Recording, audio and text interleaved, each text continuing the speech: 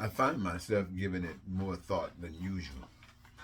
That is, having spent so much time listening to people complain about certain things in life, in the religious order, having ministered, and people come to you and ask that you send up prayers to the Almighty on their behalf, and prayers that were basically the same things that they are praying for. And then you come back with answers that they refuse to accept, and they seem to buy into any and everything except that which is truth. And I'm reminded how it, it I mean, it's just crazy. I can't think of the word that I really want to say, but it's just something that's just too much. And then I look back, I think about Moses, whether Moses exists or not. I'm reminded that he called himself taking them to a place called the Promised Land, a specific group of people, to a place called the Promised Land. Not all people, though the Promised Land, the heavenliness, is open to all people, but that there are so many people so far away from it until there's a group that seems to be so much closer than other groups. So you take them to a place separate from and put them in a place called the Promised Land. And what they failed to, I guess, to get is that it was land, but the promise had to be made manifest through them. As they had been slaves to Egypt, now they were free to be servants one to the other. And apparently they didn't get that. And so for all the years that they wandered around, they never caused anything like that to manifest. And so the story goes that Moses basically disappeared out of the scene. You think about, well, there's another guy they call Jesus the Christ, the one that they say is the maker of Christianity, with all power to do heaven and magical things, miracle things, know the truth, and walked amongst the people of the world in their world, doing their thing, or Satan's thing, or the evil thing, or just the other thing, separate from God's will. And having opportunities to have the all power here, the message that was given is that nothing was worth it to deny the Father's will.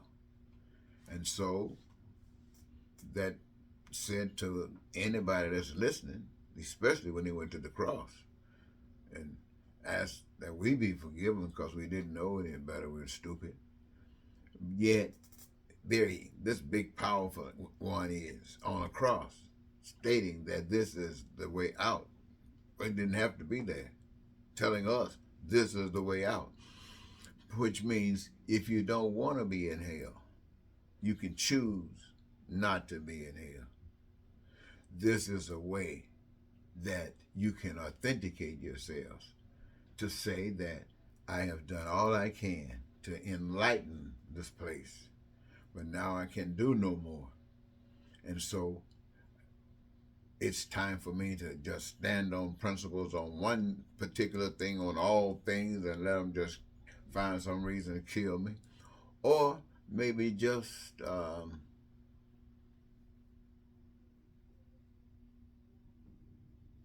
pray, because this is the way out.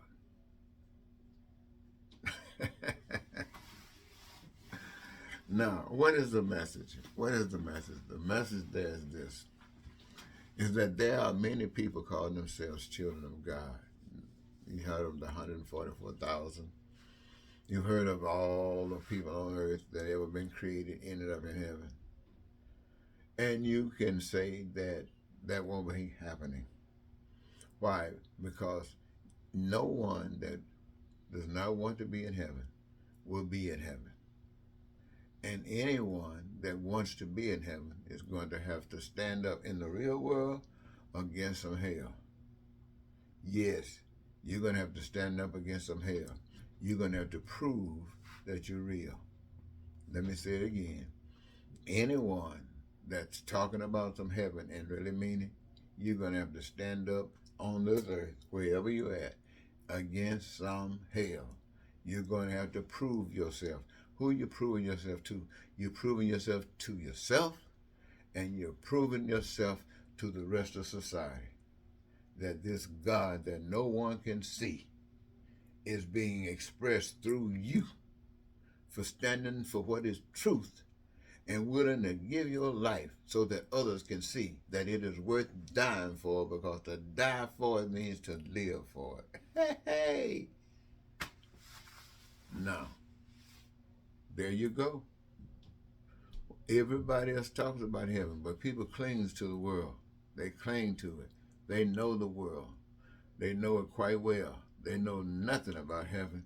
They don't believe anything they heard about scriptures, which makes a lot of sense. But they have nothing to guide them. And so really the challenge is, the call is, the charge is for, if you're real, stand up.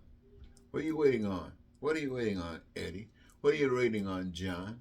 What are you waiting on, Sally and Sue? What are you waiting on? What moment are you waiting for it to arrive for you to stand up and make your statement?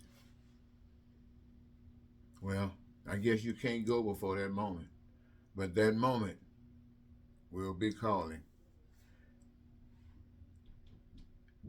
And what will your answer be?